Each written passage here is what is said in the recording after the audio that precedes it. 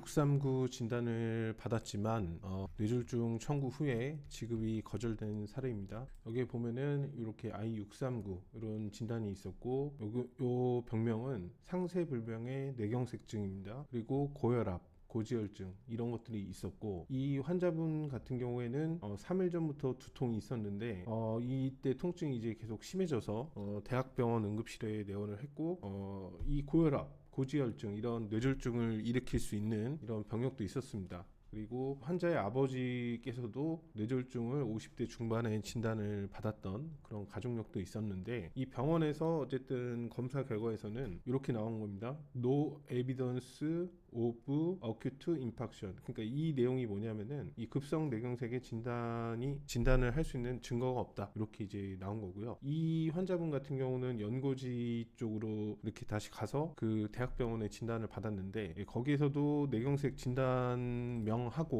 코드도 유지가 되었습니다.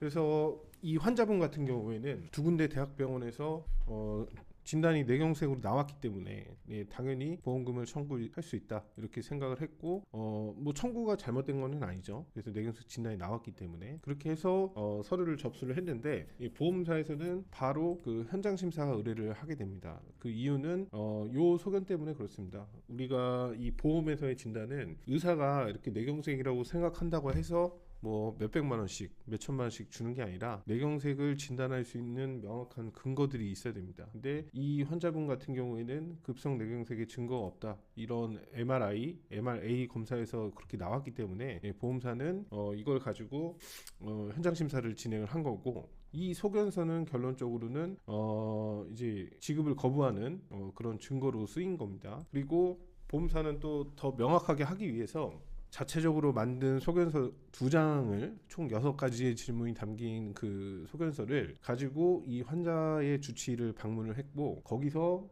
이것저것 이제 근거들을 제시해서 요런 소견이 나왔을 때는 이건 뇌경색이 아니다, 이런 식으로 증거자료 등을 주치의한테 줘서 결론적으로는 주치의가 진단을 번복을 하게 됩니다. 그래서 주치의가 번복한 진단명은 I693 뇌경색증의 후유증, 이렇게 해서 그 진단명이 맞다, 이런 식으로 소견서를 보험사 쪽에 써줘가지고 결론적으로는 그 소견서도 보험금 지급 거절의 증거가 된 겁니다. 해서 이런 사례들은 대부분 가입자분들이 문제를 인지를 못하고 이렇게 진행하다가 결론적으로는 수많은 증거들이 쌓인 다음에 뭐 손해사정사 상담을 받는다든지 이렇게 좀 후행적인 대응을 하는 경우가 많은데, 이 보험사도 몇백만 원, 몇천만 원씩 지급을 하지 않을 경우 가입자가 반발을 한다거나 이의제기를 한다는 거를 모르는 보험사는 없습니다. 그거는 아주 늘상 있는 일이기 때문에 보험사도 현장심사나 이런 것들을 진행을 해서 그런 과정에 대비한 자료들을 많이 갖춘 후에 부지급이나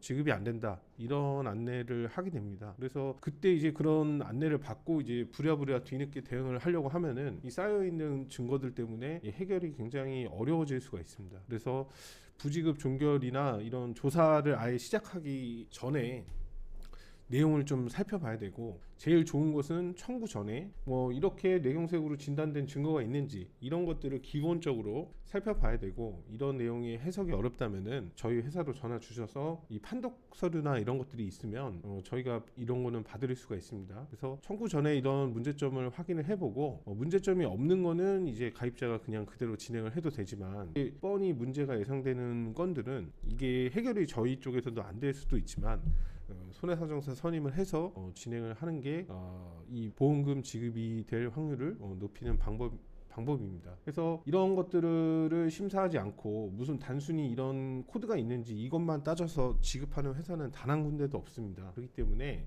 이런 뇌경색을 진단할 수 있는 증거가 있는지 이런 것들을 봐야 되고, 지금 요거는 이제 전원 소견서기 때문에 이게 하나의 서류로 있지만 진단서에는 이런 내용이 거의 안 나옵니다. 거의 뭐 이 정도만 나오고, 뭐 어떤 치료를 했다, 뭐 이런 두세 줄 정도밖에 안 나오기 때문에 이런 내용을 확인을 해보려고 하면은 MRA 이런 영상 검사 결과 판독지, 이거는 병원에서 의무기록 4번으로 받으실 수가 있고요. 그래서 이런 서류가 있어야 정확하게 판단이 가능합니다. 감사합니다.